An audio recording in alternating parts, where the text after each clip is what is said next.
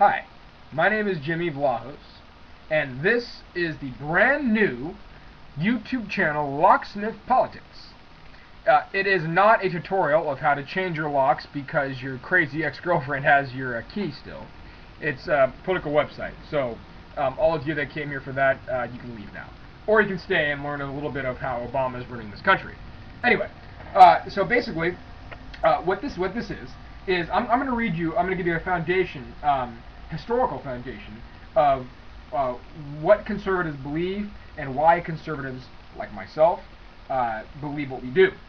And this is really, I want this to go out to all of you that are in college or in high school that have ever had to sit through a classroom with a bleeding heart liberal hippie professor or teacher and just said, that does not make sense to me.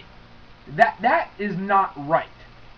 I know you're an intellectual, but hold on, that does not sound right. And this is for you particularly because I'm going to give you some quotes from some world-renowned economists and thinkers and philosophers and that kind of thing, and political scientists, and to let you know that even academically, you're not alone. All right, there are plenty of intelligent, hardworking academics that believe the same thing that you do. You're not alone in this world that seems to be run by liberals. As a conservative, you have a leg up because you have common sense, and as I'm about to prove to you, you have historical buddies. So, Mr. John Locke, one of the namesakes of this website. The two namesakes, by the way, are John Locke, Adam Smith, Locksmith. So anyway, here we go. This is Mr. John Locke. Men are all free, equal, and independent, and no one can be put out of his or her estate, and subjected to the political power of another, without his own consent. The only way whereby anyone divests himself of his natural liberty, and puts on the bonds, chains, of civil society, is by agreeing with other men to join and unite into a community for their comfortable, safe, and peaceable living, one amongst another, in a secure enjoyment of their properties, and a greater security, against any that are not of it. And he goes on to say, the great and chief end of men uniting into commonwealths and under governments is the preservation of their property. Not the preservation of power, not the preservation of centralized government, but of property, individual private property. This is the preservation of the private sector, not a grabbing of 1/6 of our economy by Washington. Okay? That is the purpose of government, is to secure your own blessings, your own wealth. Adam Smith, he wrote the now famous Wealth of Nations. He described the invisible hand. He goes on to say, it is not from the benevolence of the butcher, the brewer, or the baker that we expect our dinner, but from the regard to their own interest. We address ourselves not to their humanity, but to their self-love, and never talk to them of our necessities, but of their advantages.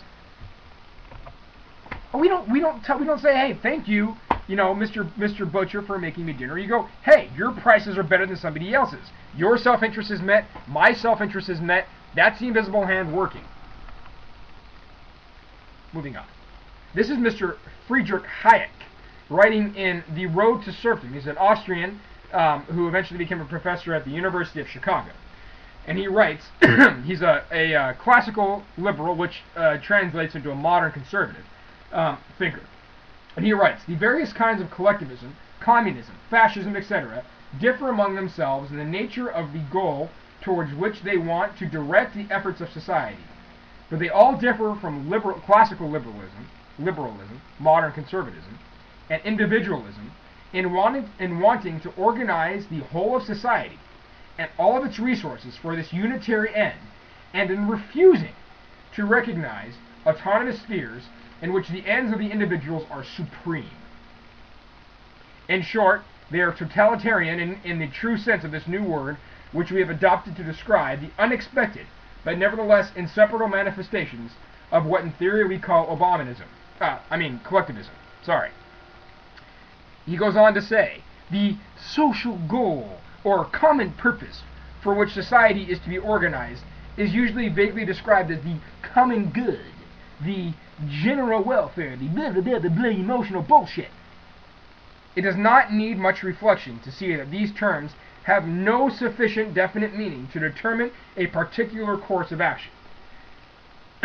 So, in other words, liberalism, modern liberalism, collectivism, communism, socialism, Obamanomics, are not going to lead you to happiness. They're leading to the largest grabbing of private enterprise in this nation's history. 1/6 of our economy under this new healthcare plan. Now I'm going to read you a quote from a guy, Thomas Hobbes, and he's from the other end. He's not from our spectrum. He's from the idea. He gives the argument, and I want you to notice if this, and this is for absolute monarchs. He's making this argument for, but it kind of sounds like a guy that's in power in America now.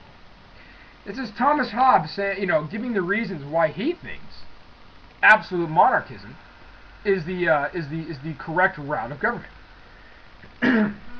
He says, let me find it here. It's kind of a long quote.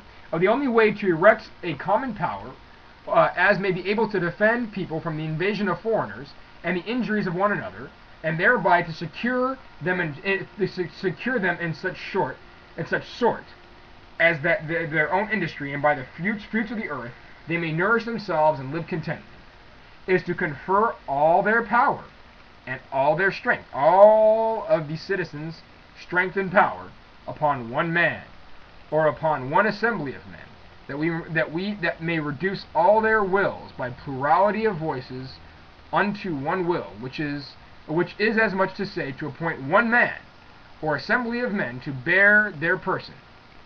And here comes your little oath you're going to have to take, according to Thomas Hobbes. I authorize and give up my right to governing myself to this man, or to this assembly of men, on this condition, that thou give up the right to him and authorize all of his action in like manner. This is done, the multitude so united in one person is called a commonwealth, or a government. Yes, we can. Yes, we can. Change we can believe in. Obama, Obama, Obama. That's exactly what was happening last November. People were throwing their all of their collective will upon one man. And we saw how that turned out for the absolute monarchs in Europe. And we voted this guy into power? This guy that wants to grab 1/6 of the economy and put it into the government's hands? That really worked well for people under Henry VIII and James I. Oh yeah, that was a great time. So I'm going to leave you with a couple of quotes here. And I think this is particularly interesting.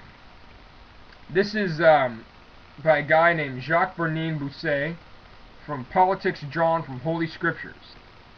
And basically, again, he's making the assertion that absolute monarchs, absolute rulers, have a divine right from God to do what they do. And he talks about royal authority, and just listen to the parallels between these absolute monarchs and Obama. First, Mr. Bousset says, first, royal authority is sacred. Second is paternal. Third, it is absolute. Fourth, it is subject to reason. Fourth, it is subject to reason. Now you may say, well, okay, Jimmy. Power is not paternal anymore. Really. Power is not paternal. Doesn't go down party lines. Right. And he goes on to say that even if kings fail in their duty, their charge and their ministry must be respected. For scriptures tell us, obey your masters, not only those who are mild and good, but those who are peevish and unjust. Don't you yell, you lie, even if they do. You respect your master. You respect Obama. This is Jimmy, signing off. And by the way, Obama's not our king. We're his.